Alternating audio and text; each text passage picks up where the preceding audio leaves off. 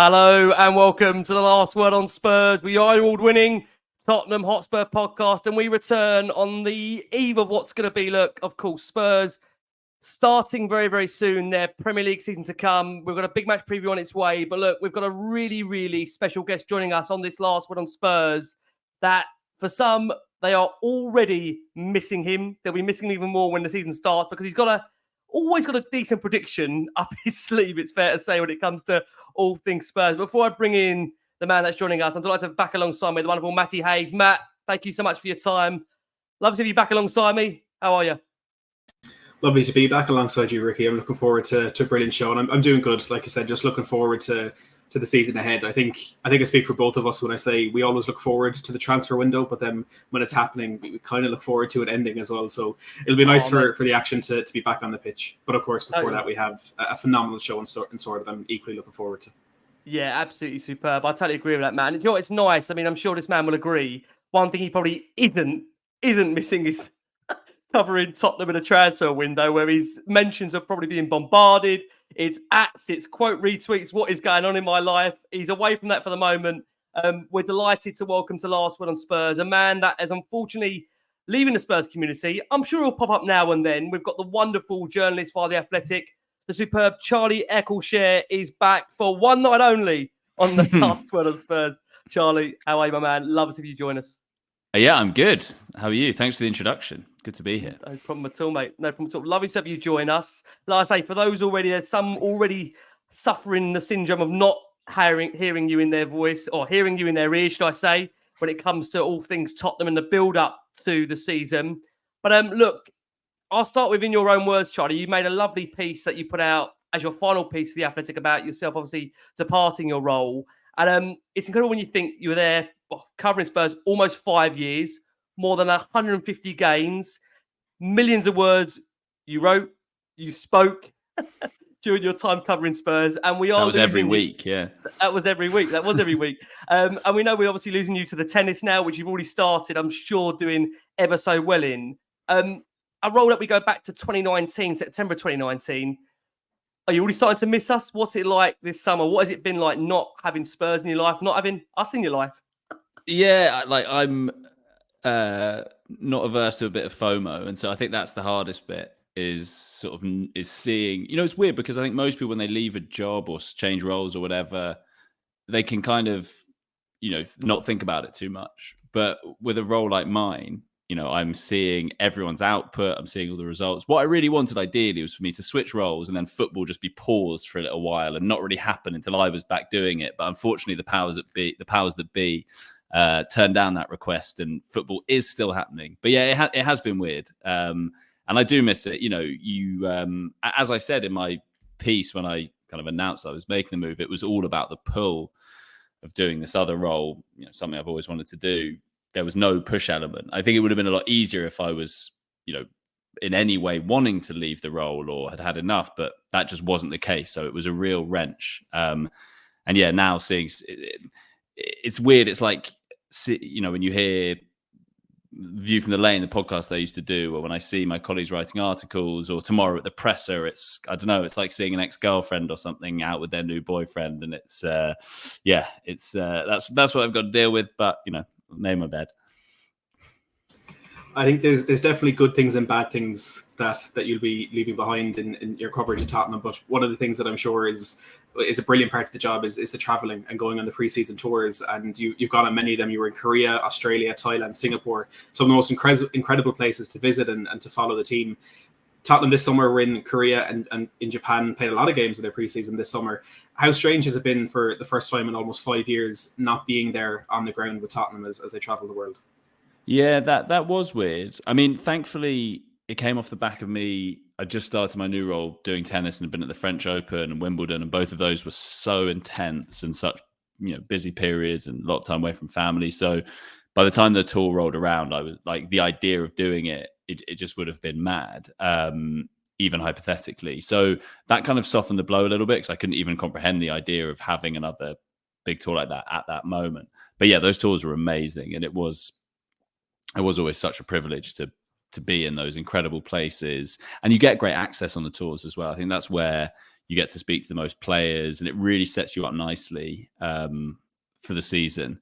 But yeah, it did look like a fun one. And let you know, it wasn't all glamour. The COVID meant the 2021 preseason tour. I remember going to MK Dons, Colchester, Leyton Orient, great clubs. But that was not Australia, Singapore, and Thailand like last year. So yeah, we shouldn't forget them as well. Yeah, I mean, you've mentioned already, Charlie, for you, the Paul doing something completely different you've always wanted to do in tennis. Obviously was I think a big thing obviously for you to go and do that. But we'd love to know from you, really. You were really emotional, it felt, in those kind of final days of, leaving the role covering Tottenham, especially in your piece. I think the emotion come across of just how much you built really big relationships within the Spurs community. And I mean, given the fact, you're not a Tottenham fan, which I hope you don't mind me saying. Obviously, it's very well known out there. What was it like, and what made it so special, really covering Spurs, given the fact that you wasn't a boyhood Spurs fan growing up? Yeah, I think in a way that makes it more, because it was something that didn't, happen overnight. And I'm sure when I started, a lot of people were kind of skeptical, because naturally I think it's natural to want someone who supports the club, and so that you straight away feel like they're one of us or whatever, which I didn't have. I think it was earned over weeks and months and years of blood, sweat, and tears and what have you. And I think for me it is the relationships, and that's with people at the club and outside of it, or sort of supporters and the whole community. And a big Premier League club, and especially one like Tottenham, somehow it just feels so all-consuming and all-encompassing, and everyone has their different perspectives, and these themes develop. You get to know the ideas. That's what I loved about it, was kind of getting to know the psyche of the supporters and understand their worries and concerns and that sort of thing. And you do feel like you're a small part of this thing that's much bigger. And yeah, I found that really powerful. And I think by the end, when you've done anything for half a decade, and I'm quite a sentimental person anyway, so I think, yeah, by the end I was kind of like nostalgic already, even though I was still doing it in those final few days, but just thinking of how much I was going to, suddenly you become nostalgic about everything. I'm going to miss the Emerson Royale comps. I'm going to miss, my walk from Seven Sisters, when in the moment every time I was like, yeah, this is a bit longer than I had anticipated, even though I've done it hundreds of times.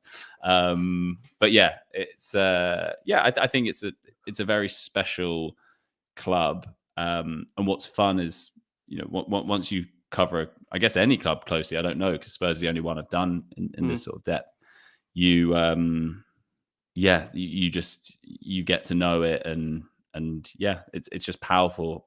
There being millions of people involved in this same community, and like Matt says, I was able to go to Korea and see it close up there, or in Australia, and the whole Ange thing. So yeah, it all combined to make me feel very, very sentimental. I mean, the good thing before Matt comes back in there is that, Charlie, you've managed to escape. Me and Matt are stuck with him. So what can I say? We've got no choice. We've got to carry on, Matt, right? There's no getting away from this for us. Well, if there's more room over in the tennis, I think I could do with a little bit of a break. But you mentioned there, Charlie, the relationships that you built during your time there, and the relationships with the managers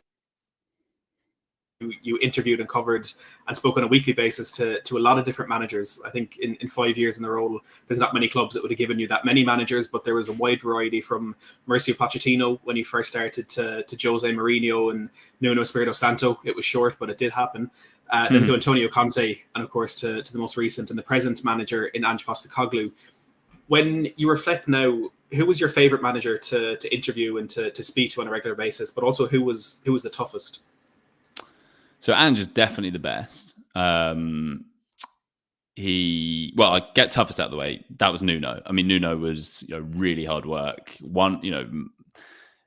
Monosyllabic, would talk in generalities. You could kind of ask him about any player or topic, and he'd just say, "Yeah, but I want to talk about all. It's not about one player. I want to talk about." And it's like, well, it kind of is for the purposes of this article I'm writing. So please just give me a quote on this.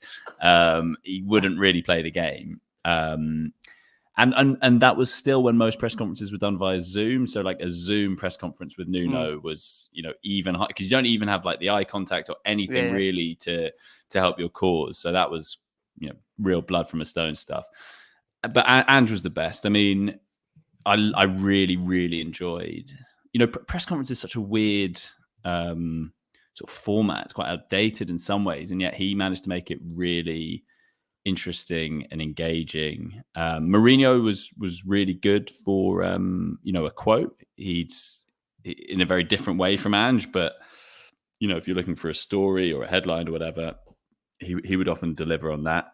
Pochettino, I think I came obviously towards the end of the Pochettino time, and so I think I didn't see him at his kind of effervescent best, because I think he had a bit of the Postecoglou. He could be a bit more like that. He could be a good raconteur, and he'd sort of, especially in the embargoed bit, which is just for the written journalists. And it used to be that you'd kind of huddle around and all, and it would just feel a bit more intimate. And he'd often really open up then. But by the time I got there, it was pretty tetchy a lot of the time, because it was coming close to the end. There's still some really good moments with him, but yeah, and Conte, it was hard because.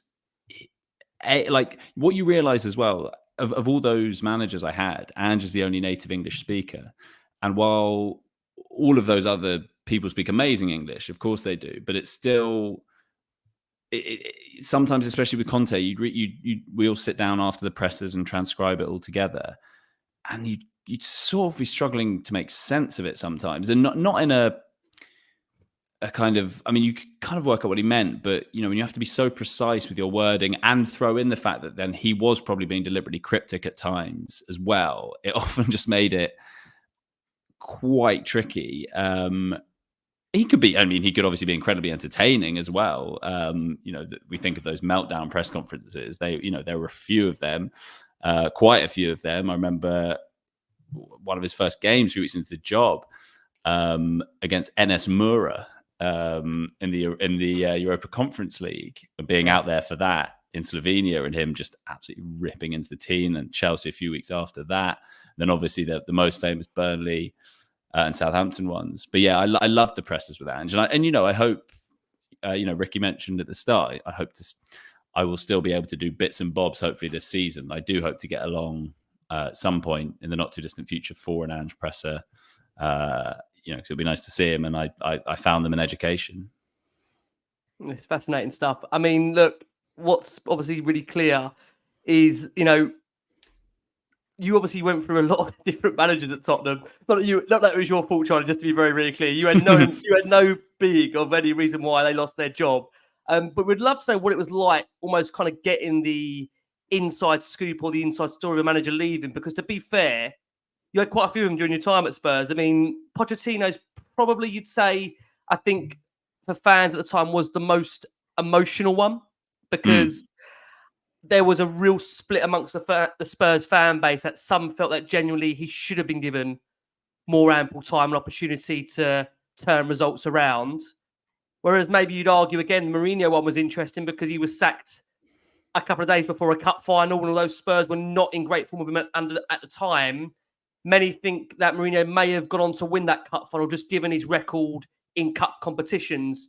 When you come to Nuno, I probably can't hide away that I think, as many will remember, the famous substitution at the Tottenham Hotspur Stadium of, I think, bringing off Lucas Moura. If I'm wrong, it was bringing off Lucas Moura. And you have to remind me, because my mind is so hazy now, who came on in his place. But the boos... Steven Bergwijn, thank you. The boos that followed, it just felt that was almost... It was when, not if, right, in terms of course, Nuno departing the club. And then with Antonio Conte, as many, I think, would have come to realise that after that Southampton press conference that we have lined up for you during the show, I think it was very, very hard to feel a way that Antonio would have been able to carry on his duties following that presser. So what was it like behind the scenes, bringing that all together when it came to a manager exiting and delivering that to us Spurs fans out there who obviously were waiting for the stories to drop? Yeah, I mean, I really enjoyed, as time went on, we got we got experienced as well about how to do those stories. And I think, the first one, Pochettino, yes, we had a bit of prep, but, the Athletic, we'd only been going a few months, and, we weren't as sort of, such a well-oiled machine now that, we're always kind of prepared for certainly a managerial sacking that, by the time it comes, you'll have spent weeks, months talking to people about what went wrong and all of that sort of stuff. Which is really interesting because you can kind of build up. I don't know. I studied history at university, and it reminds me a little bit in some ways of that, because you're trying to understand how this thing has happened and which factors are the most important. Was failure inevitable? All of that sort of thing. And so, with someone like Conte, there are lots of differing views, and there were some people who kind of defended him, and as he said himself in that kind of meltdown farewell press conference, he put the blame firmly at other people's doors. And it's always really interesting, the extent to which people do blame the manager, and, whether it's the players or people higher up or whatever.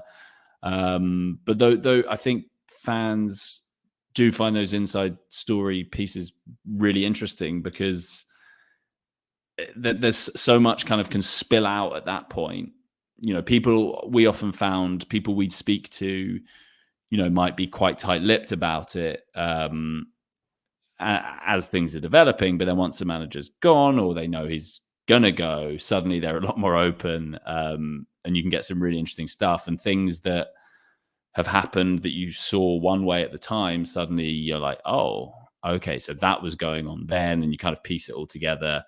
But yeah, it did sadly, we used to joke about it that, we basically when a new manager was hired, we were like, we better get the Google Doc ready of, how this was sacked for when it happens, because it's the gaps seem to get shorter and shorter each time. Can I ask before Matt comes back in there? I've got to ask about Maurizio just for a second, Charlie, because Matt will come on to it in terms of how long you was in the job for in the build-up to obviously him departing the football club. But for you as, again, a journalist coming into the club, again, looking back now, I know it's a long time ago, but were you surprised by Maurizio's departure at the time? And do you feel as a journalist at that point, he could have been afforded more time? I know, again, it was a short period you was in for. But again, as a Spurs fan base, I think we were definitively split. There was a massive divide. I remember at the time of us, we was on a Love Sport show. We had a lot of the guests turn up almost like they was coming into a funeral that night, because it was almost, they couldn't believe that Pochettino was leaving, but then being replaced by Jose Mourinho. I know for some, that was the most incredible 24, 48 hours of the football club. And in the background, you've got this Amazon documentary being filmed. I mean, it was just insane. It was crazy. Yeah, I mean, so when I started the job, obviously having been an outsider up until that point during Pochettino's reign, I always held him in such high regard. To me, he felt like a kind of Klopp at Liverpool or someone like that, who was, untouchable, because he, from my perspective, had just completely transformed Spurs as a club. And so initially, when I started the job, like with that Bayern Munich game on my second day, a 7-2 home defeat, and then Brighton a few days later, which was worse, the 3-0 away defeat, complete calamity. It suddenly dawned on me, I was like, oh, wait a minute, maybe this guy isn't so untouchable. And then as the weeks developed, they didn't win a league game. So when I covered Spurs, Pochettino didn't win a league game. They had a couple of Champions League wins, but in the league, it was terrible. It's really hard to remember exactly how I felt at the time, because I've been through so many revisions in my mind, and you're so affected by what happens. I do genuinely think at the time my view was that, and I think I probably said this on some platform, that I felt he should almost be afforded, it should almost be accepted, what, this season is a bit of a write-off, but he'd kind of earned that, I think, with everything he'd done, and especially in the circumstances. So, my view wasn't necessarily that he would turn around this season, 1920, just that, you give him that. I mean, obviously Klopp had won the league and the Champions League, so it's different, but remember the lockdown season 2021, which Liverpool in the end came third, and it wasn't so bad, and they were without Van Dijk, but it was a pretty wretched season. But there was no suggestion he would get sacked. And I kind of felt similarly about Pochettino. Obviously, that was the season before the Liverpool one. And I can see why they did it, but it did feel harsh. And I think, and again, I know I can see why they appointed someone like Mourinho or felt they needed that type of manager. But the fact that didn't work out, I think it will always as well colour people's perceptions of the rightness, whether it was right or wrong, to get rid of Pochettino when they did. And a chance before Matt comes in very, very quickly to dispel a myth here, Charlie. The Amazon documentary, anything to do with the appointment of Jose Mourinho, in your opinion? I don't think so. Well, I don't think the two are linked in the sense that they were like, oh, we need to make this documentary sexier. Let's get in Jose Mourinho. I don't think that happened, but I do think the Mourinho appointment and signing themselves up for the Amazon documentary were part of a change in Tottenham that was happening, where they built the new stadium came along that same year. It was a big transformational time for Spurs, when I think they were going from, and they reached Champions League final, from one type of club to another. They were becoming this sort of global super brand, super club, whatever you want to call it. And 18 months later or whatever, there was the Super League thing happened. So I think they are linked in that it was part of a change in direction for Spurs, which not everyone liked. I think a lot of people felt that the Amazon doc wasn't helpful and was putting the commercial interests of the club ahead of the footballing ones necessarily. Others would say it made no difference, but certainly Pochettino was never particularly comfortable with it. And likewise, I think a lot of people saw hiring Jose Mourinho as not a particularly Spurs thing to do. Hiring a guy who was so tied up with Chelsea, who are a big rival, and such a different type of manager to Pochettino.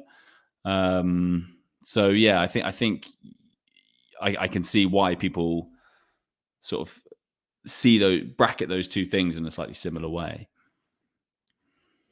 I want to ask you about that first week, Charlie, that we were talking about there in a professional sense, because as you said, the difference between the Athletic when you were first starting out and now that you're much better prepared for things like that.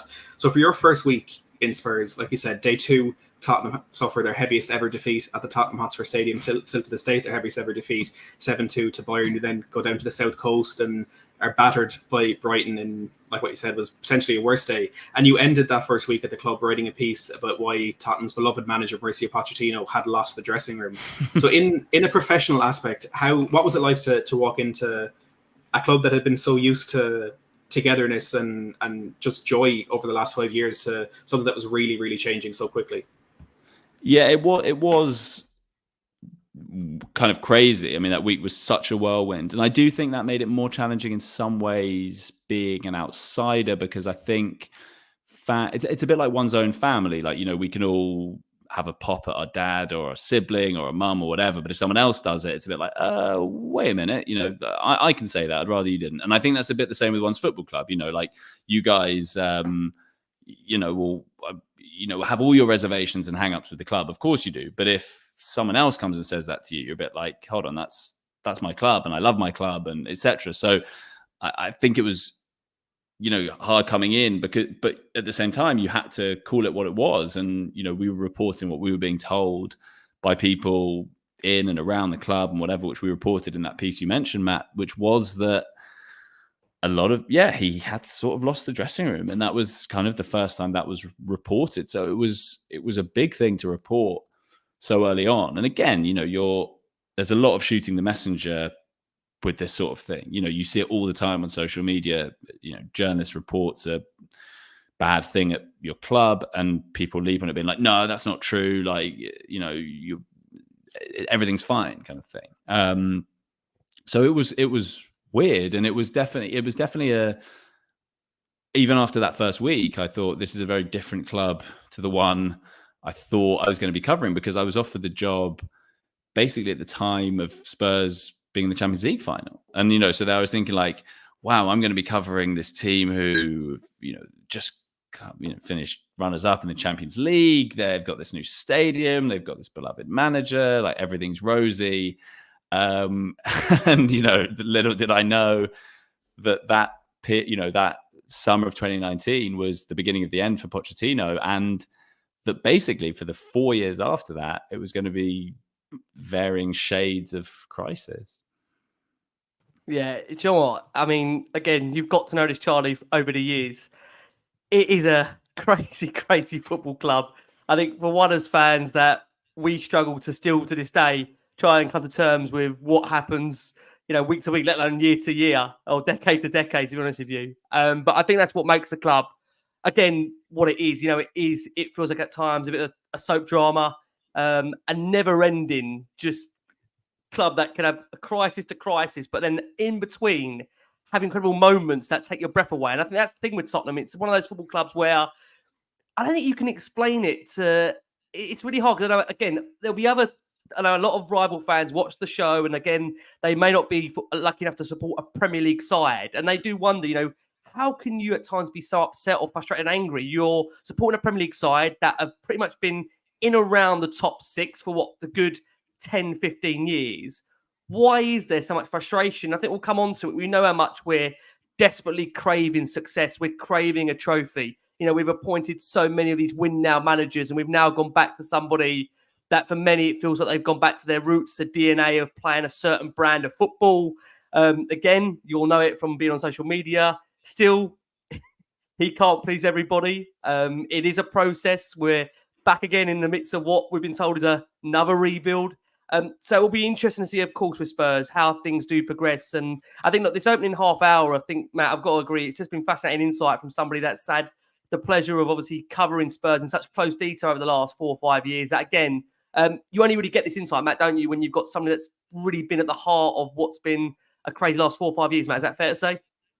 Yeah, absolutely. I love this aspect of speaking to journalists, and I think within some stories, sometimes we might get a little bit of insight into the technicalities of being in a press conference, and I think we did after that Conte outburst at Southampton. But to get all of this insight and to just hear it straight from Charlie is absolutely brilliant, and it's something I love. I studied journalism at college, not very successfully, admittedly, but it was something that I did have an interest in. So yeah, this insight is brilliant, and you wouldn't get it anywhere else.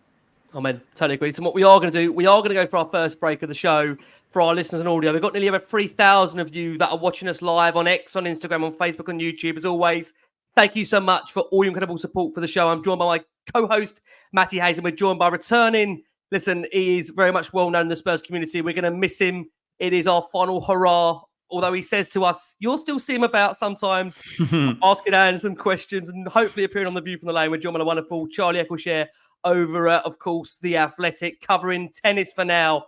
Is it more of a quiet life over there, Charlie? A bit more quieter? Never. There's no such thing. Love that. Fantastic. Look, what we are going to do, for those that have missed Charlie speaking to Ange Postecoglou, we're going to show you a quick reminder of one of, I think, the highlights of seeing Charlie and Ange in action, if we can, on, of course, what was a time where things during last season were a little bit tetchy, a little bit frosty, and it looked like it rustled some feathers. Let's go back and have a look. Hating him to the core of my being, but apart from that, I just wanted my team to be successful.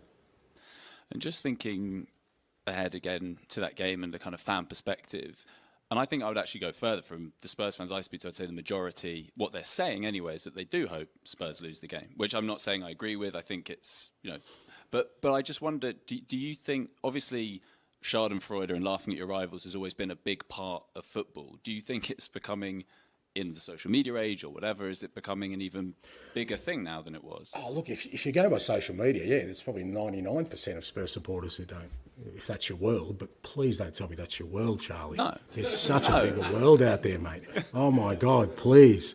We'll need to have a counselling session, if that's your world. Like I said, to me, I don't understand it. I understand rivalry. I was part of one of the biggest ones in the last couple of years in the world. You know what's funny? Those can't see Charlie in the background listening to this, and he's still laughing to this day. I mean, I think at the time when that came out on the socials, Charlie, there was a really funny reaction at the time. I mean, look, we'll come on, I think, to that presser shortly, but I think what's very, very clear is that it felt like from the outside looking in, you were there on a week-to-week basis with Ange, home and away as well, that he felt like he had a bit of a soft spot for you. He looked like he loved to banter with you. And some would say at that moment you were getting a bit taunted by Postecoglou in the presser.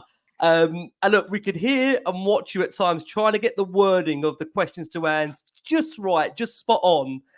But given his character, you've said already for you, he's probably for you the top in terms of the journalist, in terms of the manager that you covered during your time at Spurs. We'd love to know how he took the news when you told him you've been leaving your role covering Spurs. It's the number one question we want to know. Yeah, well, after my last press conference, which was before the final game of the season, before Sheffield United away, I'd said to the press officer, I was like, I would like to just, say goodbye properly to Ange, or see you soon anyway. So press officer kind of told Ange in advance and just arranged for us to have a little chat after. And bear in mind as well, Ange is famous for not having long conversations with his players or people like that. So I wasn't expecting a long one, but we had a very nice exchange where, I kind of said him, and he was like, yeah, I gather, yeah, and said we'll be missed. And his final words to me as he shook my hand were, "You're a good bloke and a good journalist, mate." And I hope that will be my epitaph. So yeah, I he doesn't need to say much for it to have a big impact, and that was certainly the case on that occasion. I think my main takeaway from that is I'm annoyed we haven't got that impression more often. That was absolutely absolutely spot on. I love that. Just to go into a bit more on that clip that we just saw, for anyone who couldn't gather the context, is from before that game against Manchester City at the end of last season, when, again, like you mentioned, a lot of Spurs fans were hoping that we would lose the game to avoid handing Arsenal the Premier League title. In that moment, were you surprised by how Postecoglou may have misread the general vibe among Tottenham fans? I'd even seen some suggest that had there been a similar situation with the Old Firm rivalry, that maybe he would have understood it a little bit more. But in the context of Tottenham and Arsenal, were you taken back by the fact that he didn't seem to understand the feeling? Yeah, I think that was one of the very rare missteps he made from a kind of PR perspective, or because he was always so on point, in my experience, with fan sentiment and that sort of thing. From the very start, you remember when Spurs beat Sheffield United, and it's like, should Spurs manage their expectations or whatever in that September game with the late goals? He was like, no, that they can let them dream, sort of thing. And he was always so on point and spot on. And he did, and he admitted afterwards. And what's funny is that the irony of that sort of put down to me about social media was actually social media was quite a good barometer on that occasion of fan sentiment. That I think the feeling on social media was very, let's lose this game, but that was the feeling in the stadium too. And he admitted afterwards, he said he was big enough to say he got it wrong and that he had underestimated it. I think he dismissed it as a sort of slightly niche element of the fan base. Maybe he thought there was a slightly performative element of the fan base who was saying it. I don't think as he said to me, he didn't think for a second that would actually play out in the stadium. And I think that was partly why he was so disappointed and angry in the moment on the evening of the game, because he just genuinely had not expected that it would actually play out that way. Do you think, Charlie, in that moment where that was happening before your eyes, this presser, and obviously the post-match one after that, where again he was very animated. I think you would have been there, the animation of that press conference after the game, where there was one point where he argued, you could debate if it was a fan, if it wasn't a fan at the time in the stands.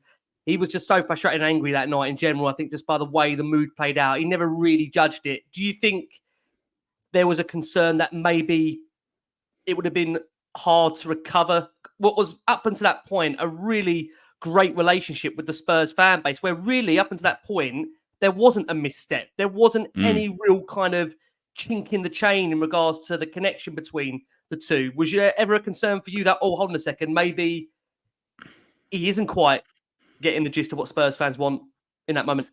No, I don't think so. I mean, I think as well, like, the end of the season came at the right time. Like, it felt a little bit like, two people in a relationship and they've sort of been bickering a bit, but then they just need a kind of let's go away on holiday from each other. Let's just have a couple of weeks off. Let's just clear our heads a bit, and it will be fine, and it'll be forgotten about. And that was sort of my sense, was that, the thing with football is kind of in the moment, everything is just so monumentally important, and it's all we can think about. But then there's always a new season and a new game, and I don't think Spurs have a big, start the season well and what have you. Like, no one's going to care about that. I mean, yes, if this sort of thing happens again and it feels like there's a disconnect, then yeah, we'll look back on that moment as when it all started. And look, if I was writing how Postecoglou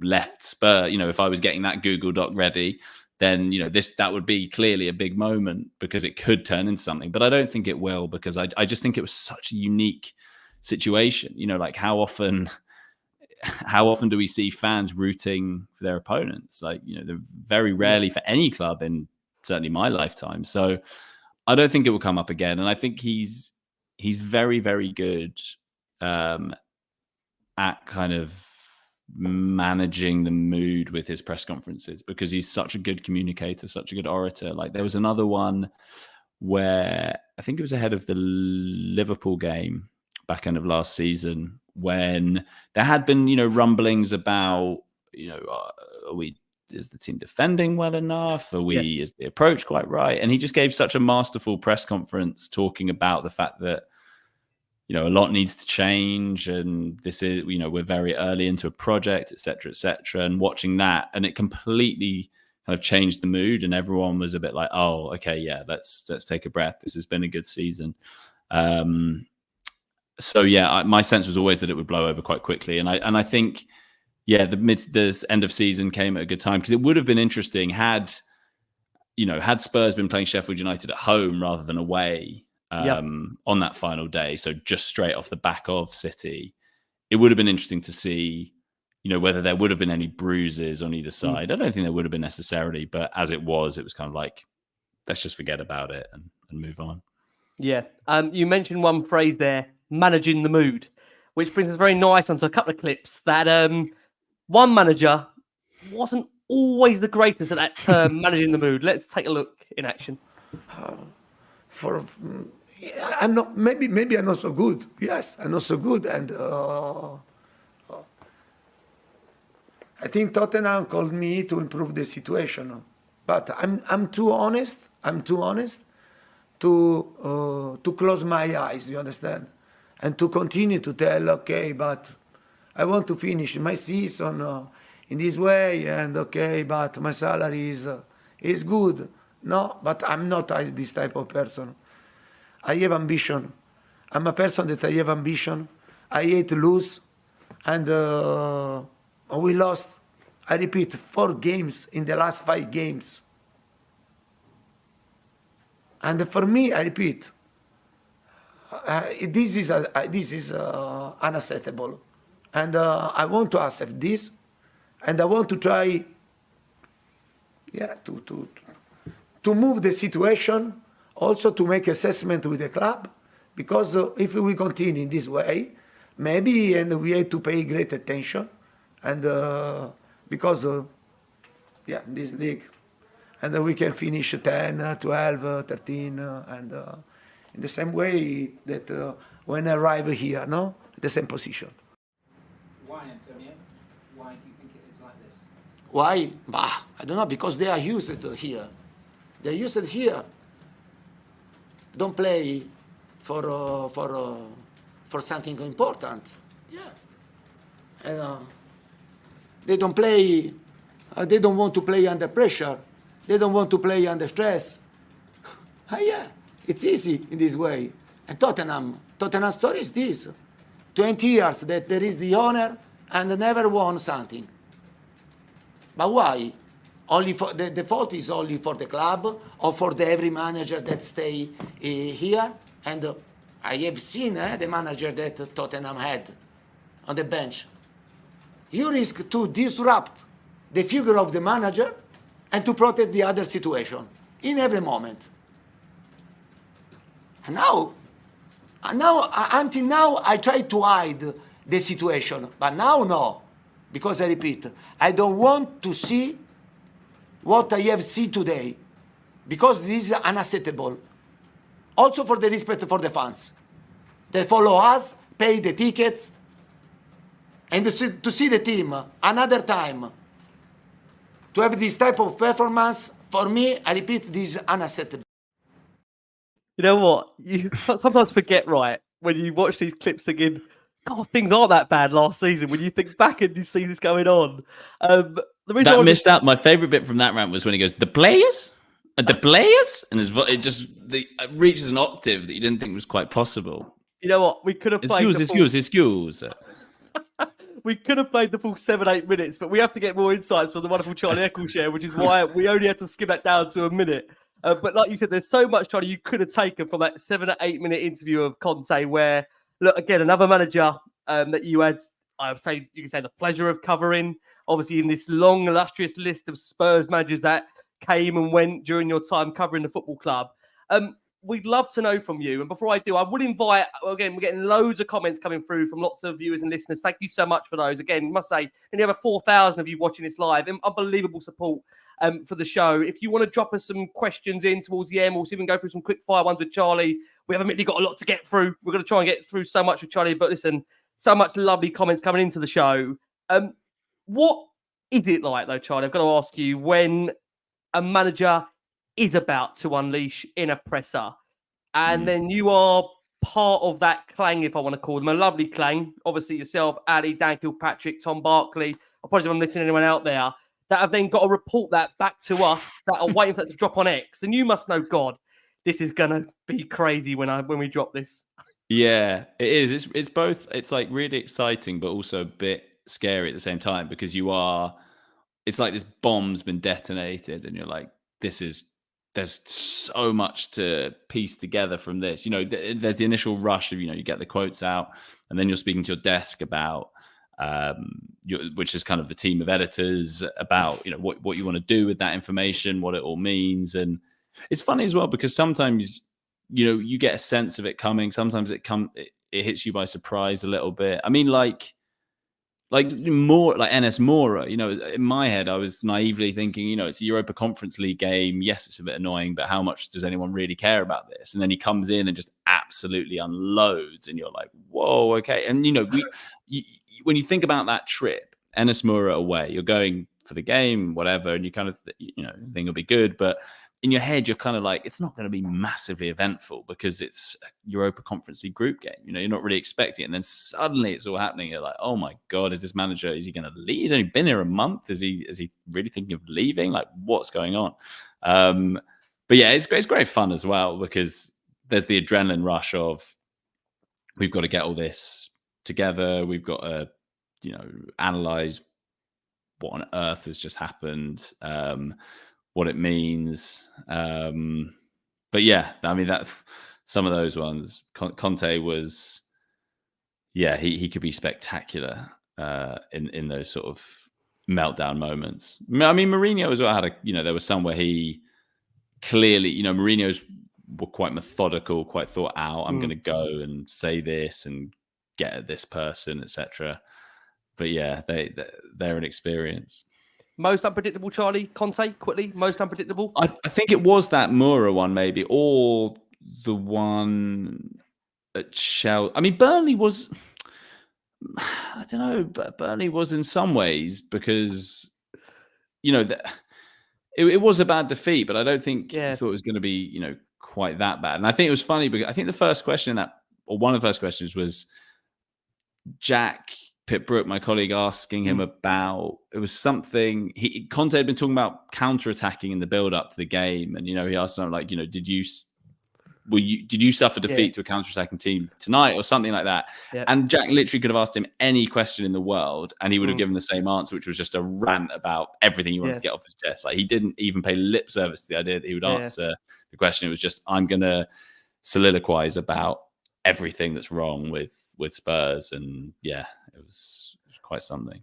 This is a really bad way to look at things. I always felt with Conte that, and this is a really poor analogy, guys, so you have to give me here, that you were always dating almost like a 10 out of 10, that you were terrified of doing anything that you might upset them. So you would always kind of just You're treading on eggshells. Treading on eggshells the whole time. You just felt at some point this is going to absolutely blow. So let's try and enjoy it if we can. But again, still no trophies for the journey. I mean, I will hand back over to Matt before I digress.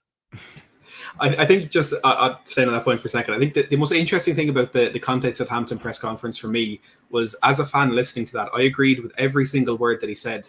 And I thought it was brutal honesty that I think we needed at that level of the club. But I also realized in that moment his position was untenable, and it was the end. It was a really weird sort of balance that he's right, but he's in the wrong almost. But yeah, exactly. But I want to ask as well, Charlie, because you mentioned earlier about the kind of transcribing the press conferences with other journalists from other places, and there does seem to be that like a real togetherness between the different journalists that do cover Tottenham. In moments like this, is there a competitiveness between you to who's going to get that piece out there first, who's going to get the quotes out there first, or is it kind of always all of you just enjoying and reveling in the madness that you've just experienced? Yeah, I think with that, with sort of getting it out first, it's quite collegiate, and there's also an understanding.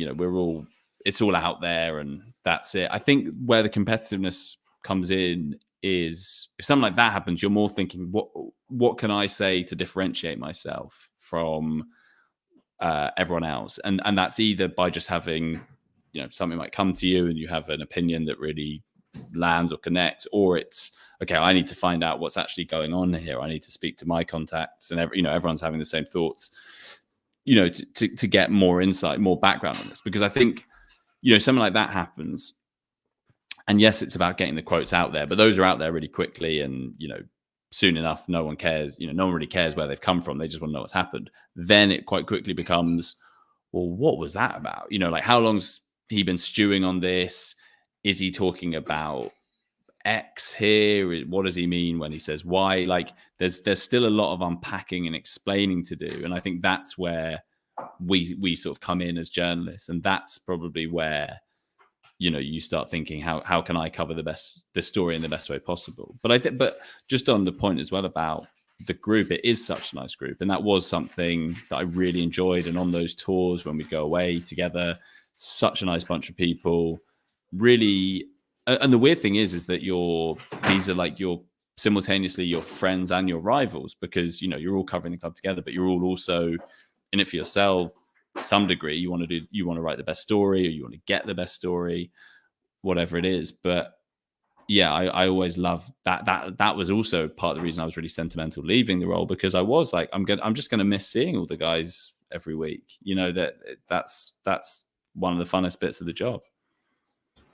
And I think that the relationship with the other journalists brings us on nicely to the transfer window. And I think on a yearly basis, there's definitely a relief amongst journalists that the transfer window has closed at the end of the summer or at the end of January. Was there relief when it closed permanently for you, Charlie? Do you miss covering it?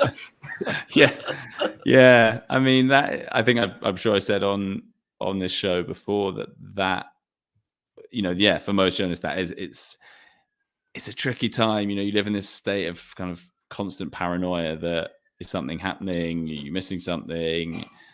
It's and it can be fun. It's an adrenaline rush when you're finding stuff out, and you've got that race against time to get it out quickly as soon as you've kind of found something out.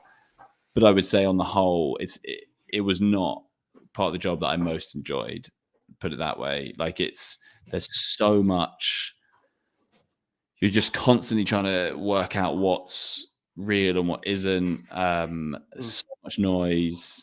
And again, with the shooting the messenger point, there are times where you are just reporting on something, and it might be bad news from the fans' point of view. It might be that this deal isn't happening, or that this player's going, or that there isn't going to be a ton of money to spend, whatever it is. And as soon as you put that out there, it's like that. My mentions gone for the day.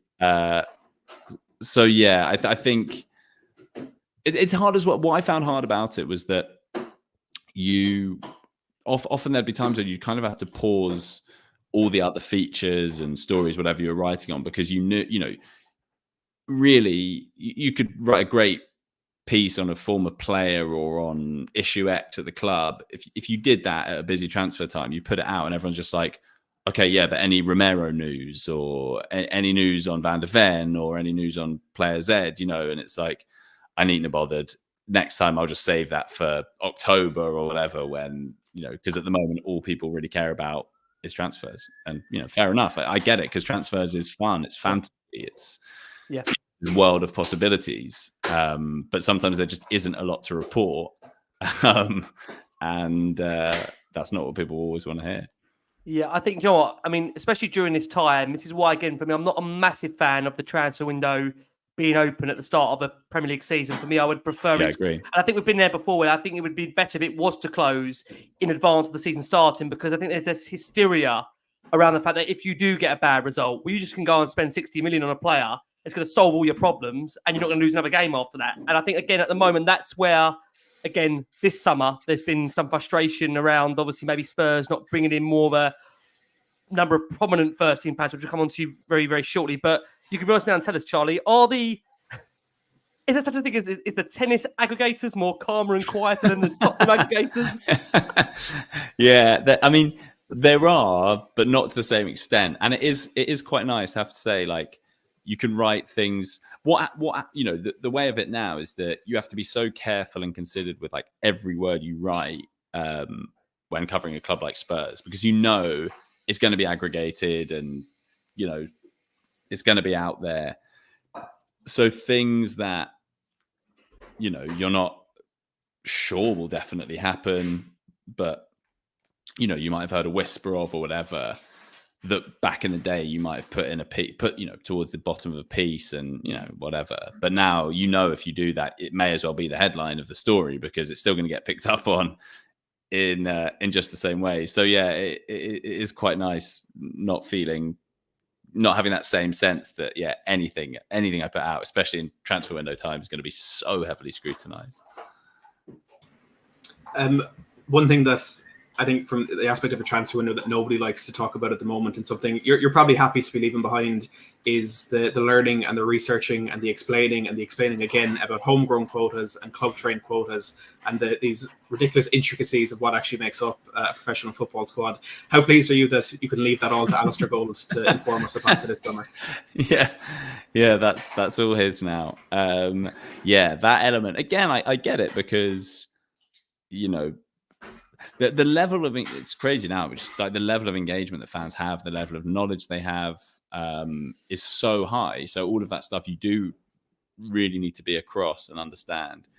But I have to say, homegrown quotas and things like that never got me going in the way that maybe they do with some people. But that's an example as well. Like we were talking before about Postecoglou and the challenge of, you really have to be careful and get the words right. That's the sort of thing now that people would ask Ange about. And I think one of the things I noticed, like, he's naturally a contrarian, and he also doesn't like it when people try and kind of outsmart him or present things to him that they think he might not have thought about. So that kind of thing, homegrown quotas and what have you. Like there was, last year he was asked about Ollie Skip, and it was mentioned completely justifiably and correctly that Skippy's status as a homegrown player, would that kind of have an impact on his future, which he was quite dismissive of. But I think that's just sort of the contrarian in him. And if the question to him had been,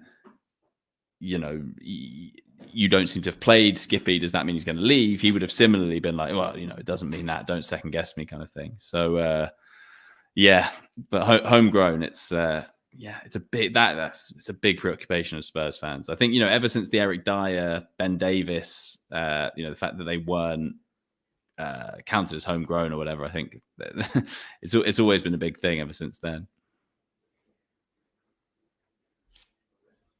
I think the pro himself has left himself on mute. The amount of times this has happened to me on the show, and I felt the looks of disgust from Ricky, and now that's getting clipped, Ricky. I'm putting that on Twitter. I bet you will. Only once. I was just going to say on that point, when we mentioned about homegrown players, that or the homegrown quota itself, that Ali just recently done a piece a few days ago, which clearly he spent a lot of time doing. And there was already a response below that, again, was completely irrelevant to it. And Ali just went, you clearly haven't read the article. And Ali must have spent hours doing the articles. And again, I think it's one of those things where it's one of those, I think, again, with that kind of aspect of the job, although it's enjoyable, that must be quite draining, because you're spending hours upon hours of research and double checking and triple checking and quadruple checking to make sure you've got the right information.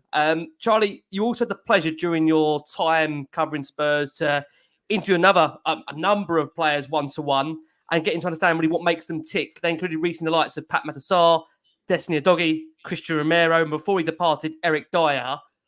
What was your favourite interview and why? Have you got a favourite you want to pick out of them? So I think of all the current player interviews I did, or as in current as was then, when I was in Korea for the preseason tour 2022, I interviewed Dyer and Matt Doherty at a time where they had this sort of bromancy thing going on, the two of them and Harry Kane. It was sort of a three-way thing. And I spoke to Dyer and Doherty, basically like testing them about the other, because they played this film, they're this like film club and all of this sort of thing going on.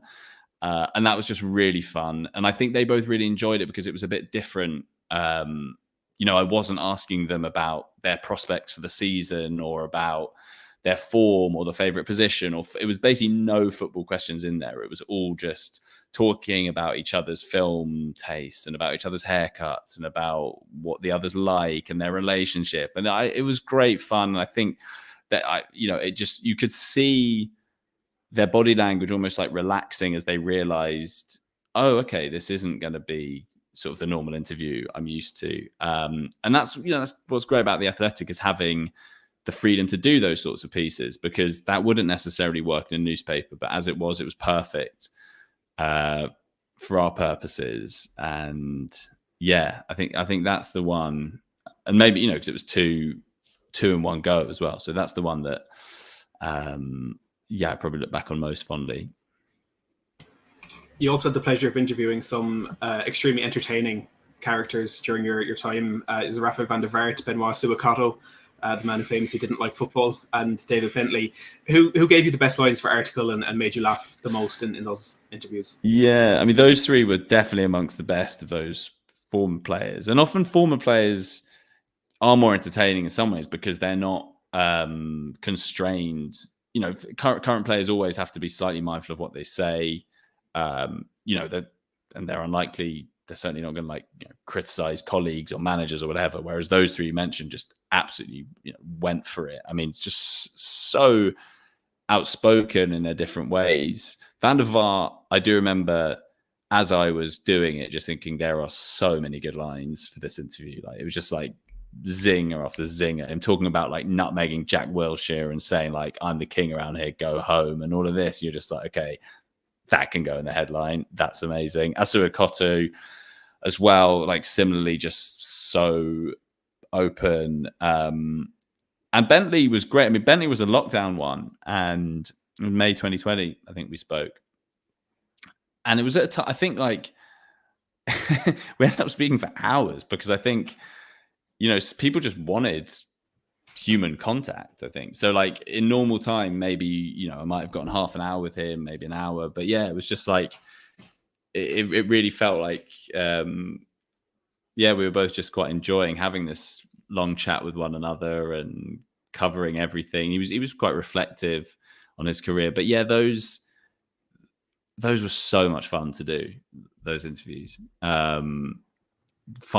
Tracking down. There's always, there's the kind of thrill of the chase as well, because you've got to find them, and it takes a while to get a response, and invariably they'll, the first time that you have scheduled will then be moved, and there's kind of this big delay, and you're really wanting to do it. And then, a real excitement as it's happening, and you're like checking all your recording software is working, because you're like, God, if I lost this interview, I'd never forgive myself. Those three are hard to separate them. You mentioned, Charlie, in your final remarks about your time covering Spurs, that there's that propensity for everything to suddenly change. Spurs is a club that, in your own words, you just never feel comfortable that even the good times things aren't just about to come crashing down. Along with the most absurd ridiculous games that you've covered, from Leicester City to Tottenham 3 in January 2022, even that game today still just sounds absolutely crazy how that played out. The Man City 2, Tottenham 3 only a month later.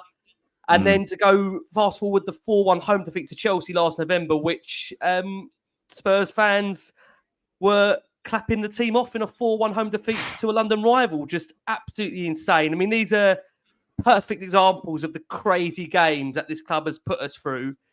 Do you personally have a favourite game that you've covered during your time at Spurs? And also, how much will you miss not going to that Tottenham Hotspur Stadium so frequently?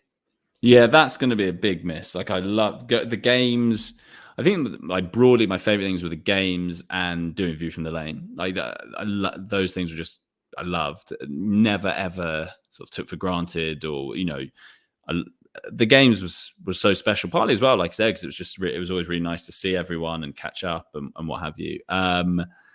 Favorite game? I mean, that's hard to say. One that was definitely sort of transcended football a bit was the August 2021 beating City first day of the season, Nuno's first game. And the reason being was a lot of it was the sort of post-COVID restrictions, first full house for a competitive game that they'd been at that stadium for almost a year and a half. And it just felt very special, you know, having everyone in the stadium again. They won the game. There was this feeling of like renewal. And that was really powerful. Obviously, it didn't lead to anything. I guess by the end of the season, it helped Spurs get fourth. But, you know, it certainly didn't herald a kind of new era for Nuno or anything like that. But just in the moment, it was really special. And then as a kind of eventful game, I think that Chelsea 4-1 home defeat was just like a Spurs season or a Spurs history, like just in turbocharged. It was just like so much happened. Honestly, so much happened in that game. It was absolutely crazy. Trying to make sense of that afterwards was just like, there are about 50 different ways into this. I mean, how many disallowed goals were there? How many big decisions, the red cards, the injuries? It was like everything changed in just the blink of an eye. I still think, you know, that Son has that one disallowed for a minuscule offside that makes it 2-0. At that point, Spurs are going back to the top of the table. I think they probably would have smashed Chelsea that night because they were at that point, you know. And that second goal felt like it was coming. I think if they'd scored then, they win the game comfortably. And afterwards, you know, Ange is being asked, can you win the league? And the pundits are saying, why can't they win the league? You know, this could happen. Somewhere there's an alternate universe where that happened. As it was just like... Don't do it to us, Charlie. As it was just like, what the fuck has happened? Like, this was, it just did an extraordinary evening. That game, I remember coming from the stadium to then have to try and do Last Word on Spurs. We did it I think an hour and a half afterwards, thinking, where do you even start on a game like that? I mean, there was more action in the VAR alone and the disallowed goals than there was in the bloody goals. And there was, how many goals did we have in that game? It was absolutely incredible and insane. It was fascinating. Look, what we are going to do, we appreciate we are taking Charlie over the hour mark, but I've got to say it has been so far, Matt, I'm sure you agree, absolutely fascinating show, right? And again, I think I have to say, look, we're blessed on Last Word on Spurs to be joined by a number of really top-tier journalists that follow the club ever so closely. But there's something very special, Matt, I'm sure you agree, that have someone here like Charlie that has not only followed the club so closely, but has been, you know, in and around the press conferences of Ange Postecoglou and the previous managers, and have been around the club for this period over the last 4 or 5 years, that has witnessed so much change and evolution, really, that you can't help but, Matt, I'm sure, again, we say it, be fascinated by the stuff we're learning tonight, right? 100%. And I think if you could choose a 5-year period in the history of Tottenham Hotspur Football Club, choose the period that had the most chaos, the most change, the most excitement, the most disappointment, I think, Charlie, you hit the nail on the head with the 5 years you chose. And in the same way that you said, speaking to former players, that you got maybe a little bit more than you would have from current players, I think we're getting the same tonight with the insight we're getting from the time you spent covering the club. Amen. Look, what we are going to do, we are going to go for our final break of the show for our listeners on audio. Unbelievably, we've nearly got over 5,000 of you that are watching this show live. Again, incredible support for Last Word on Spurs, as that has been from you guys for so many years. We appreciate it all. I'm joined by my wonderful co-host, Matty Hayes. We're joined by, bowing out for now, will it be forever? We'll find out. We're joined by the wonderful Charlie Eccelshare, who has given us up for the tennis. Can you believe it? He's given us up for the tennis. What has gone on? That's what Tottenham has done to him. It's driven him so far away. Tennis is more his bag. You can't blame him for it. Look, Charlie, I'm going to hand back over to Matt. We've got some final questions for you in what's been an incredible show. Matty, I will hand back to you. Yeah, I want to look ahead to the new season, Charlie, and it's less than a week away before Tottenham kick off their campaign at the King Power Stadium as they hope to go one better with the return to the Champions League. But I want to get your opinion on whether or not the club have actually done enough this summer to make that step in the league. You know, we've been active in the transfer window. Dominic Solanke, the latest signing in a deal worth up to £65 million, including add-ons. The 26-year-old joins 𝐅𝐨𝐸 𝐂𝐨𝐧𝐭𝐞, Lucas Bergvall and Yang Min-hyuk at the Tottenham Hotspur Stadium. But it remains to be seen who else will join before the August 30th deadline, with a couple of problem positions still to be fixed in the window. What have you made of Tottenham's summer business, and are you surprised that they haven't brought more prominent players to impact the first team? Yeah, I mean, I think, you know, to look at what Spurs have done, you need that wider context as well. It's been so far a pretty weird window. Like a lot of the big clubs, a lot of the teams that Spurs will be competing with this season, you know, haven't done a load themselves. Yeah, I mean, maybe I would have thought, and look, this might still happen by the end of the window, that there maybe would have been some more kind of first team players or players that you think would go into the team. That said, I do think we shouldn't underestimate how much a lot of the players would improve from having had more time working with Postecoglou. You know, this being his second season, I think last year there was inevitably a bedding in period, despite things starting so well. I think, you know, look at the season as a whole, and I think there's a lot of getting used to it. I think as well, it's really important to start getting out a lot of the players that just aren't going to be Ange players, and you know, so that process is happening as well. You know, you think of guys like Højbjerg and Emerson Royal moving on, who I think, you know, I always felt were never, you know, ideal fits for Spurs under Postecoglou. They're good professionals, and so they did a good job last year. But yeah, I mean, I think it's always a risk, and I've found this with other windows, because you start casting your judgment on signings that teams made, but then there's still a couple of weeks left, and then it all changes. You know, it would only take, you know, one other signing potentially, and then the whole thing, there's a very different complexion on it. But as a whole, looking ahead to the new season, I mean, I know I'm always viewed as being this like big optimist, but I do think the fact that this is the second season under Postecoglou when things for him tend to click, and, you know, the area he always talked about last season where he didn't think things had clicked necessarily was up front. He's now got the striker that he wanted. I think that'll make a big difference. And Bergvall, what an exciting signing he looks like being. I mean, he's got that sort of Frankie de Jong ability, just stride forward with the ball. I think no surprise that Barcelona wanted him, because he does look to me in that kind of mold of player. So yeah, I think there are a lot of reasons to be excited if you support Spurs right now. Amen. And we keep our fingers crossed on that, Charlie. Now, it wouldn't be Spurs without a little bit of drama during this summer. We've had some strange situations, I mean, off the pitch as well as on the pitch to some degree with our midfielders during the summer. One in particular that broke over the weekend was 𝐁𝐵 Bissouma, who posted a video of himself on social media, appearing to inhale laughing gas from a balloon. Look, we know Spurs are looking into the events for an internal investigation. He's publicly apologised since that point. I'll be interested to know, look, again, it's a player that you would obviously know familiar fairly well. He's obviously joined the club in a period where you were covering them as well. Do you think he's got a genuine long-term future at Spurs? And how disappointing is it for somebody so talented?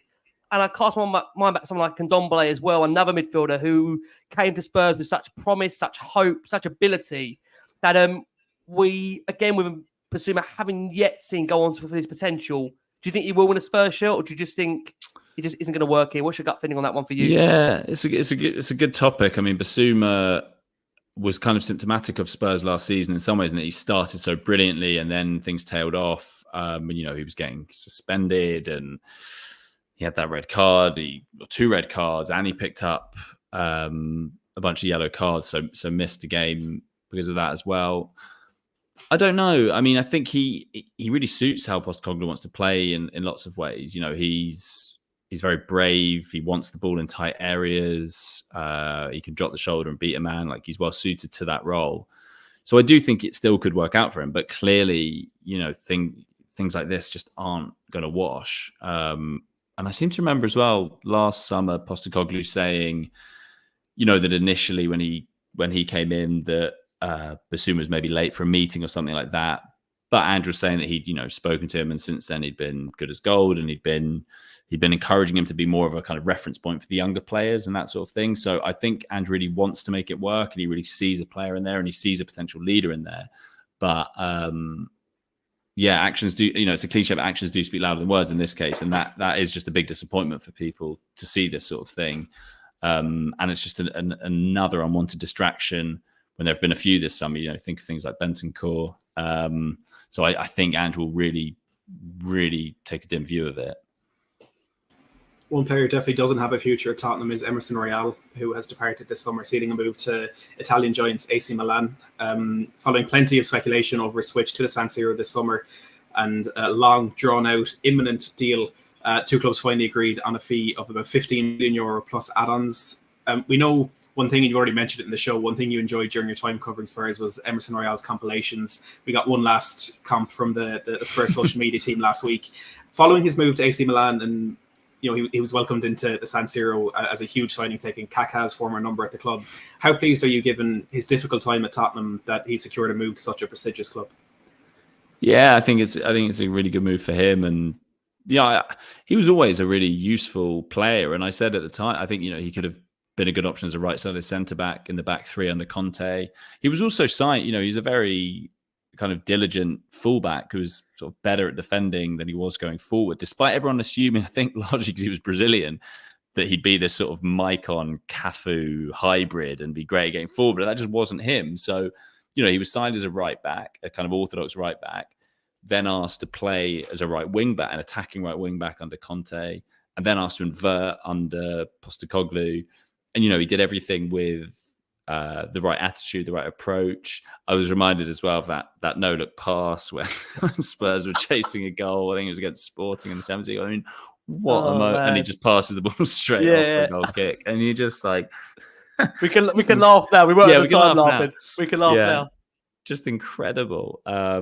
So yeah, he gave us some good memories, and he was a good player. He put in some really good defensive performances. I remember away at Anfield, the end of that 21-22 Conte season, in the game Spurs drew against title chasing Liverpool. He's really good, really solid. Give him a task like that, and he could be excellent. And yeah, pleased for him. It's a great move, and it's good that they're so happy about it. Again, with the Brazilian thing, following the footsteps of Kaká and others. I hope they manage their expectations. I don't know what the Italian is for manager expectations, but again, they might be thinking, oh, we've got another, Samba Brazilian signing. He's not that apart from the no-look pass.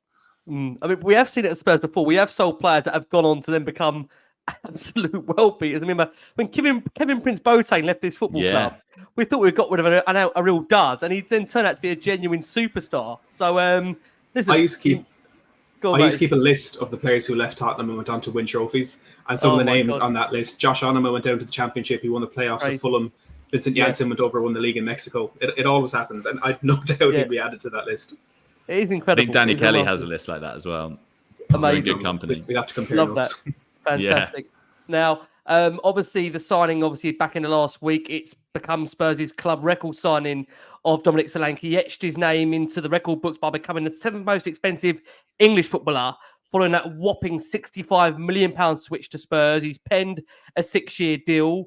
The move, of course, marks a record sale for Bournemouth as well. And, it's a guy that netted 19 goals for the Cherries last season. Many feel that he will fit the Ange Postecoglou way of playing. I think it's fair to say, Charlie, there was a real divide among Spurs fans across the summer about the profile of striker. Many wanted. There was calls for Ivan Toney. It's one of those things where I think 12 months ago, had you said to Spurs fans that you're going to sell Harry Kane and replacing Harry Kane as the next genuine number 9 at Spurs will be Dominic Solanke, I think if you remember that Simpsons picture of everyone with the torches, I would just imagine that as being kind of X in general at the time. But follow 12 months on, I think we are at a point now, and Spurs do this ever so greatly, that when you're just craving something, you are a lot more willing to accept what's being presented to you. And look, I think Dominic Solanke, in relation to the system, I think will be a decent fit for Spurs. But what's your view now? And you can be honest with us now, because you're no longer covering the club. Do you think Spurs have made the right decision with Dominic Solanke? Do you think Tony would have been a better fit? What's your gut feeling in terms of Spurs going for this number 9?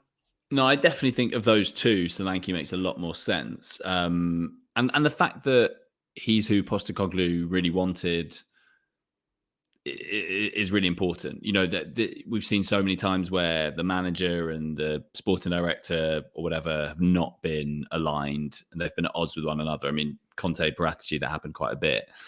I just think the fact that this was the guy Postecoglou really wanted, he's going to really want to make it work. He believes he can work in the system.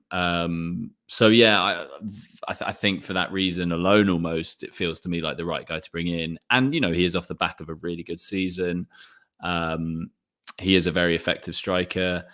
I mean, it's kind of weird, I guess, Richarlison, but because Kane was so good for so long, it's the first time Spurs have signed a kind of first choice out and out number 9 since Soldado. I mean, more than a decade ago. So it's quite an odd, because I thought that when Spurs signed him, I was like, this feels quite like unfamiliar somehow. Why does this feel so weird? But then it is just a really long time. You know, the idea of having like a guy who just comes in as your number 9 is expected to score straight away.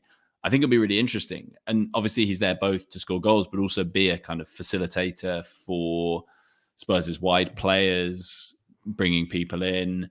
I think it's a good signing, and I think there also just isn't a massive market for amazing number 9s. You know, there aren't so many really good ones, and you know, you're seeing the problems other clubs are having. You know, Chelsea and what have you, and that Chelsea have had for years and years and years. How many kind of dud number 9 signings they've made? It's not easy. But I'd feel pretty confident that Solanke will be viewed as a success. Whether that means scoring a load of goals or whether that means being an important part of the system, that's hard to say. But I think he's a good buy. You was known, Charlie, in the Spurs fan base as being the internal optimist. 20 plus goals for Solanke in the upcoming season, do you think? In all comps, yeah, probably. You're banking on the Europa League, aren't you? Yeah, well, that could be some padding in kind of Europa League group stage games. But I'll go with yes, all comps. Love that. I think the most interesting part about that signing is, and we've said it a few times on here, Ricky, with the different panelists we've had, that we've described it as underwhelming. But in the same way, I couldn't name a better realistic option. You know, we can say Victor Gyökeres, we can say Ivan Toney, but how likely we were to actually get them. And I completely echo what you said, Charlie, that Ange wanted him. And that's the key thing. You know, he knows the intricacies of his football better than anyone else, and he will have watched enough of all these strikers to know that Solanke is the most attainable option that suits what he needs. And I think that's what we need to look at. But look, Solanke will be joining the forward options, which at the moment does have a teenage talent called Mikey Moore, who just signed his first professional contract for the club the day after turning 17, when he first became eligible, and FIFA rules limit him to a 3-year contract as he's under 18. But it is believed that he has been offered a financial package that reflects his status as one of the best players to emerge from the North London Academy in recent seasons. Only a couple of months ago, he broke the record to become the youngest ever player to play for Spurs in the Premier League against Manchester City in May, and his performance attracted significant interest from rivals. And even back in his academy days at just 15, Real Madrid, AC Milan and Borussia Dortmund were among the suitors looking for him. Given that Tottenham last season only actually gave 7 minutes of football to teenagers in the Premier League, how much do you see Ange trusting the youth in his second season at the club? Yeah, I mean, I think that is where the Europa League could be quite useful, and also hopefully Spurs having a longer run in the League Cup, because they played 41 games in all competitions last season. I mean, it was nothing. There was so little scope to give youngsters minutes. I mean, I'm always wary of kind of bigging up individuals too much, because it's just so hard to know. There are so many variables, and you know, often an amazing, you know, well, almost always, you know, an amazing result for a young player is becoming a professional, but that might not, you know, let's say a Premier League club, even if that's not Spurs or the club they've come through at. But there's definitely a feeling in the sort of football communities that Spurs have got some really good young players, and they're doing a really good job of retaining them. And it's self-perpetuating, because other young players can see young players, you know, making progress, and then they want to join the club. So I think it'd be so huge if, you know, whether it's Moore or Donnelly or Lancashire, you know, over the next year or so, Alfie Devine, probably some others I've forgotten, start to make that progress, because it just makes the club an even more attractive, Archie Gray place to go to for young players. But you know, and this is, you know, the last year or so, everyone I've spoken to about him has just gushed about how good he is and how good he could be. So he's definitely a really exciting one to keep an eye on. Yeah, I mean, I think there's now a feeling around Spurs, especially with fans, that they'd love to see the youth given more junior opportunities in the upcoming season. Like you say, the Europa League is definitely an avenue to pursue to do that. Now, Ange believes ahead of this upcoming season that Spurs are better prepared and they will have grown a lot heading into the new season. It's fair to say, Charlie, you were very well known in the Spurs community, as I've said more than once now, for sticking by your guns and making bold predictions that ended up being bizarrely true for some, such as insisting that Brighton at home in 2022, April 22, wasn't a must-win game. For those that listen to the View from the Lane, you got very much shouted down on that pod for even suggesting that Spurs actually lost that game, but got fourth anyway. Therefore, this is your chance to tell us, Charlie, what does the upcoming season hold for Spurs? And please, for the sake of me and Matt here, mere mortals, will there be a trophy at the end of it? Yeah, that Brighton one as well was April 22. That was hot on the heels of the loss to Burnley and me saying I still think they'll get top four. And that was the one I got the most pelters for. That was on Twitter, which basically then meant the whole subsequent few months I was just waiting until they did so that I could gloat about it. And sure enough, when it happens, boy, did I gloat. And yeah, likewise with the Brighton one. This season coming, right. So I think Spurs will finish higher than they did last season, put it that way. So I think they'll qualify for the Champions League. Trophy is so hard. I mean, and sorry, this is a bit of a cop-out. It's so hard to predict because, to win typically in the last few years, to win the FA Cup or the League Cup, you're going to have to get past City or Liverpool or both, because City especially have just been so ridiculously consistent, even in the cup competitions. So I couldn't really say definitively. I don't have, sometimes like with those Brighton ones or the Burnley ones or whatever, sometimes I just get a hunch and I'm really confident in it. I don't yet have that, but because I'm an egomaniac, I will say yes, they will win a trophy because it will mean I'll have a lot of FOMO, and that's the main thing. So yeah, I'll say why not? I'll say yes. Okay, I love that. Before Matt I can see it now, the Europa League final, and it's. And I'm just can't believe I've missed it. But yeah, so I'll say yeah. I love that. Before Matt comes in with the final question, if you don't mind, Charlie, we've had a few questions come in. General consensus from Jordan, from Michael, is around essentially Ange and whether the magic dust is still there or is the jury still out. I think at the moment with fans, there is a sense the concern around set pieces still hasn't gone away. They've conceded a couple of goals from them during pre-season. Admittedly, it's not been with the full first team players in there. So again, you've got to take that into consideration. How do you feel about Ange coming into the second season? Should Spurs fans still very much confident that they've got the right man in place? Is there a concern if Spurs don't start well, he's under pressure? General feeling from the outside looking in, you've spent more hours than us around the man. Yeah, I mean, I think last year when he came in, he was put on such a pedestal so quickly because he was such a breath of fresh air. Suddenly there was this guy coming in, not just for Spurs, but for the whole league. That Spurs have been such a miserable place for a little while. And then you've got this guy come in who is so intelligent, so eloquent, can speak on so many different topics. I think everyone was just a bit enthralled to him and kind of was just like, this guy can do no wrong. And there are very few people who that's true of. Everyone has their quirks and their foibles and their weaknesses and whatever. And so inevitably over time, fans maybe had some irritations, like you say, with the set pieces. But he is, however you feel about him, he is very true to himself.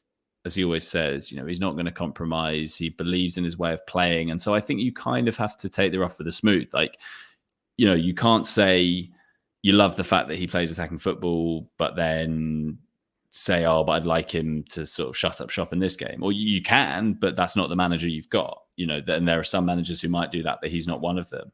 So yeah, I do think there was an element of, it was like this whirlwind romance, and then, you start to live together, and you suddenly you're irritated, there are sort of irritating habits that you each have and whatever. So I think there was an element of that.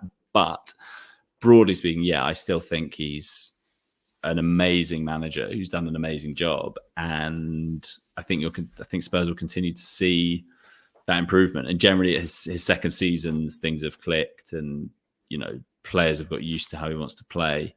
So I think there may be there will always be little things that will irritate supporters, and I do think the set pieces, or the Spurs, if they can't keep clean sheets, etc. But no, I think broadly he's absolutely the guy still. Can you do a "That's just who we are, mate" in your Ange impression? Is that in your repertoire? It's just who we are, mate. It's like he's in the room. You could fill in. You could fill in from Charlie. You could still be there. You could still be there. If ever his throat actually gets too sore that he can't do it, I'll step in. That's fantastic. I'll let you close us, Matty. What an amazing show. I'll let you close us off, Matty. Yeah, no, it has been an incredible show. And again, Charlie, we have to thank you for your time and the insight that you've given us. But we do want to ask you finally, because you've told us more than once your love for the Tottenham community in general. I just want to ask what makes this fan base so special for you, and also from maybe a more selfish perspective. Is there any possibility that you could see yourself returning in the future to football journalism and maybe covering the club again? Yeah, I mean, I definitely think... and I'm still going to be doing some football stuff on podcasts and that sort of thing. So I'm definitely going to be keeping my toe in, and I'm still going to be covering it kind of as obsessively in lots of ways. So, who knows what will happen? But I definitely think I'll still be involved and come back to football in some capacity at some point. So yeah, I definitely wouldn't rule that out. I think, and like, especially is because, like I said before, it was leaving in a sort of position of still kind of loving it. So, I think that means for me anyway, I'll always kind of have it in my head that, it's possible that, I'll come back to it. And as for what makes the fan base so special, I mean, I think the sort of gallows humor, the kind of the knowing fatalism. I mean, like I saw a tweet today. I'm trying to remember who it was. I think it was, but it was basically, it was a list of like possible signing, like Leicester players that they still could sign ahead of Friday's deadline, which would mean their debut. And it was basically just running through the scoreline. It was like Leicester 3, Spurs 2, with all three of those players scoring in the last minute, which is just like what every Spurs fan was thinking, that they would be obsessively looking at who Leicester might sign, knowing that no, they'll definitely score, or, whenever a player comes back, it will, it'll be like, oh, he'll score against us. This player always scores against us, or, this he always has a blinder. But kind of, doing all of that knowingly. And also just like, because it is such a mad, eventful club. And, there are, I know people who genuinely, have like conspiracy theories that, that the world is out to get Spurs, and that it's this kind of, like that Chelsea game. It felt like some sort of cruel joke, like a test or like punishment for the fact that Spurs were top of the league and had started the season well. I was like, okay, you can start the season well, but you are going to have the most like crushing disappointment, and it's all going to happen in the space of 90 minutes. And I think that in times like that, that's when you need a community, because it feels like the only people who, you guys all understand it, but no one else does. So you kind of all rally around one another. So yeah, those are the kind of things that for me make Spurs stand out or different from other clubs, because every club has their own kind of foibles and differences, I guess. Well, mate, I can only tell you that we are going to generally miss you. I know that, again, you were inundated with some lovely, lovely messages on the back of your final piece for The Athletic. It does probably feel a lot more real for us now that I keep saying that he's leaving us, and he is leaving us, because I keep going and listen to the View from the Lane. I'm thinking, Charlie's not there. Charlie's not there. What's going on? They're missing you already, mate. We're missing you as well. Look, you aren't leaving us. Obviously, you're over covering tennis now. We've got over 5,000 plus that are watching this show live. I fail to believe there's not... Well, I fail to believe there's not some tennis fans in here. So, Charlie, tell the tennis lovers or Tottenham fans that want to follow tennis and follow you still, where can they do that and check you out? Yeah, there's sure to be some in that Venn diagram, like where I sit. I mean, if you follow my articles on The Athletic or follow me on Twitter at CD Eccleshare, Instagram, Charlie Eccelshare. I didn't, in fact, to show my sort of tennis football crossover is still very much alive. I did an interview that went up this week with Diego Forlan, the former Manchester United striker, who's now playing on the kind of tennis veterans tour. He was an amazing tennis player as well as footballer. So yeah, I'm trying to get crossover content wherever I can. I'll keep my eyes out for a former Spurs player playing tennis. Well, Eric Dyer is who I really want to talk to. He's a big tennis fan. His dad was a player, and he's a huge Rafa Nadal fan. So yeah, Eric Dyer talking tennis with me is my dream interview on my hit list. I love that. Let's make it happen. Let's make it happen. We've got to make that happen. I've got to say, Charlie, the love has been pouring in for you literally since this show has started. And again, mate, all I can say is that is, again, I think, testament to the wonderful coverage that you gave us during your time following Spurs. I'm sure, Matt, you'll echo me when I say been an absolute pleasure having Charlie on here. The insight we've got is fantastic, and I'm sure you'll echo. We're going to miss him, aren't we, Matt, in terms of the Spurs community and being one of the journalists that I think we all really connected with when it came to his views about Tottenham and obviously us taking in that coverage.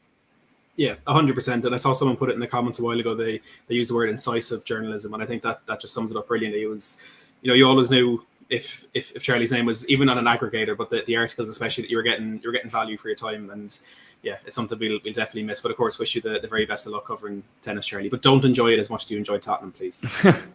That's really kind, guys. And I should say as well, I probably won't be able to resist, as well as the occasional view from the lane, tweeting about Spurs as and when. So do still follow for that. I won't. Leicester on Monday night, I'm sure I'll watch it and won't be able to resist giving some hot takes. Fantastic. Charlie, like I said, mate, we're going to wish you all the very, very best. For our watching audience, thank you so much. Go and check Charlie out. Go and follow him. And if you're not a keen tennis lover, go and get into tennis. Why not? I think it's a bit more calmer than football. And it might be a great release from Support with Spurs. But don't get too attached. Still come back to Last Word on Spurs.